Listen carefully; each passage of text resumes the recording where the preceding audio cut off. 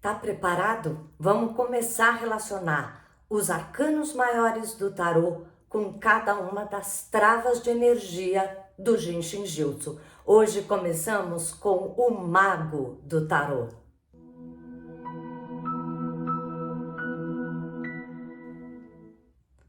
Olá pessoal, bem-vindos ao Filosofando no Jinshin Jutsu. Eu sou a Thelma Schiner e nós estamos começando aqui hoje uma série que vai fazer a relação dos arcanos maiores do tarô com as 26 travas de energia do Jinshin Jutsu que estão aqui nesse quadro. Você que já me acompanha aqui ou que já fez alguns cursos de Jinshin Jutsu sabe que a gente tem 26 pontos estratégicos no corpo que emanam energia, e quando a gente toca cada um deles, a gente está acionando a energia que passa por ali, mas não só. A gente também está ajudando muitas outras questões psicológicas e físicas que aquele ponto específico começa a acionar e equilibrar no seu organismo, nas formas de pensamento. Cada uma dessas travas tem um fluxo completo que você pode fazer. E eu tenho vídeos aqui que mostram isso. Mas aqui a gente quer conhecer um pouco mais de cada uma dessas travas, o que elas significam filosoficamente e a relação direta que tem pelo número com o tarô pelos 22 arcanos maiores. Se você perdeu a live da semana passada, corre lá, porque eu fiz a árvore da vida da Cabala e mostrei para vocês como cada uma daquelas bolinhas que se chamam Sefirot, como que essas sefiras, cada uma delas, estão interligadas. E é nessa ligação entre as sefiras que você tem algum dos arcanos do tarô. O conhecimento disso aprofunda ainda mais filosoficamente tudo o que a gente vai ver aqui. E hoje a gente começa com o arcano maior, o Mago, o número 1.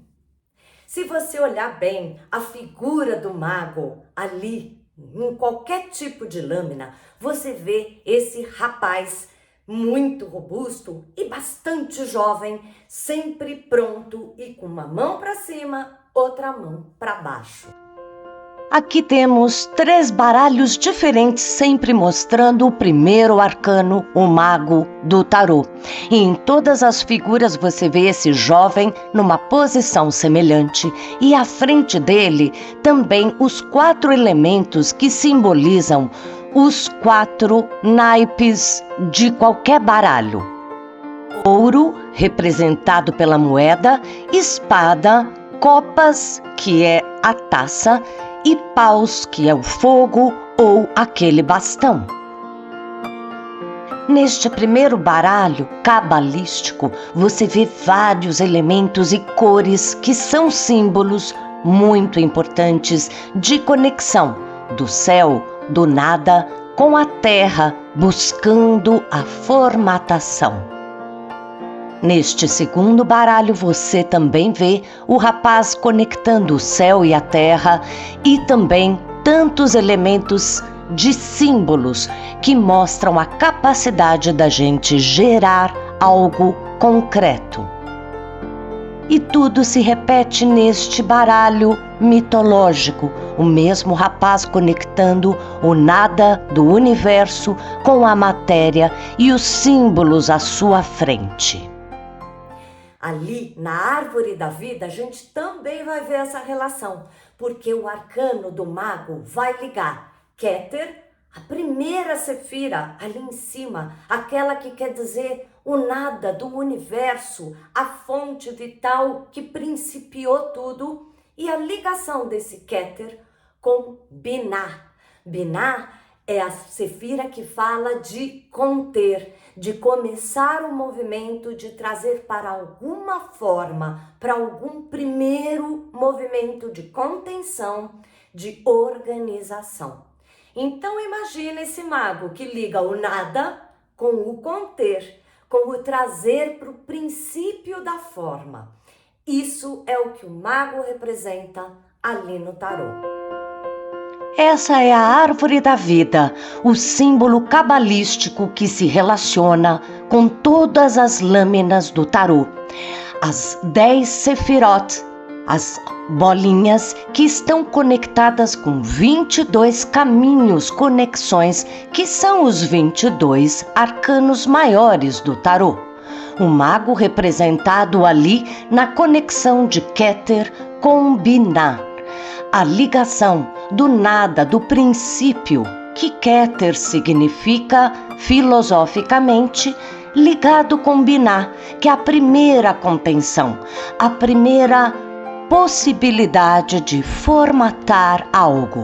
Mago está na conexão desses dois. Ou seja, eu estou trazendo do nada, do absolutamente poder universal para algum tipo de contenção, um primeiro movimento. É o start, é a ignição, é a possibilidade de eu gerar algo, de eu fazer o meu primeiro movimento em busca de algo.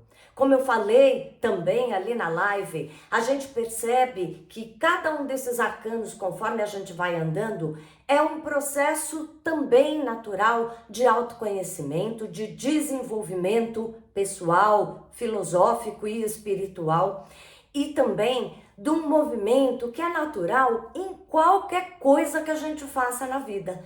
O arcano do mago tem tudo a ver com esse primeiro desejo, essa coceirinha que começa a se formatar na gente. A posição desse mago, desse rapaz ali nas lâminas, com um braço para cima, outro para baixo, é justamente isso. Ele é a conexão, como se ele fosse uma antena, podendo ligar o céu, o desconhecido, o sem forma, que está além desse planeta, aqui para baixo, para começar a condensar.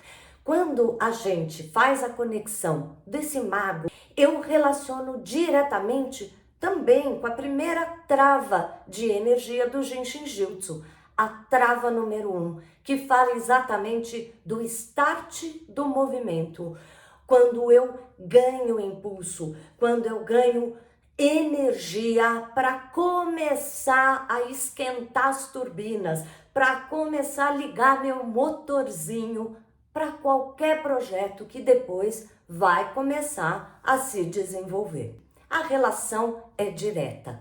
E, logicamente, quando você toca a trava número 1 do Jinshin Jyutsu ou faz o fluxo completo, como o praticante, o profissional vai fazer em você, ou mesmo você conhecendo, você se auto-aplica, você está ajudando essa ignição, essa coceirinha de começar a movimentar qualquer coisa, tirar a poeira da inércia para começar os primeiros movimentos. Nós vamos fazer aqui juntos sempre o toque de cada uma das travas que se relaciona com esses arcanos. E logicamente hoje a gente vai tocar a trava número 1. Mas antes da gente começar, não esquece, deixa um like aí para mim que ajuda e é a sua forma de me ajudar, de contribuir. Agora sim a gente pode tocar a trava número 1. Vamos lá? Numa posição confortável, coloque as mãos cruzadas no joelho, no lado interno do seu joelho, que é aonde se localiza a trava número 1. Aqui iremos apenas tocar cada uma das travas. Não vamos fazer o fluxo inteiro que você pode localizar em outros vídeos. Mas tocando essa trava, relaxe. Sinta a energia que pode fluir pelas pernas até a terra, trazendo o primeiro movimento, o movimento da energia dentro do seu corpo, um movimento que começa a fluir nas formas de pensamento também. Quando fizer sozinho, tente ficar por uns 2, 5 minutos, o quanto puder, nessa postura. Pois é, pessoal, estamos começando toda essa série ligada com os 22 arcanos do tarô e também começando o nosso movimento no processo pessoal interno de movimentar por todos os arcanos, aprendendo, crescendo, evoluindo no processo. Eu espero vocês na quinta que vem, quando a gente vai ver o segundo arcano. E antes disso, não esquece de escrever aqui embaixo o que você achou, que pensamentos vieram aí para você ou dúvidas que ficaram. A gente vai se vendo e eu vou ler tudo e respondo. Até a próxima!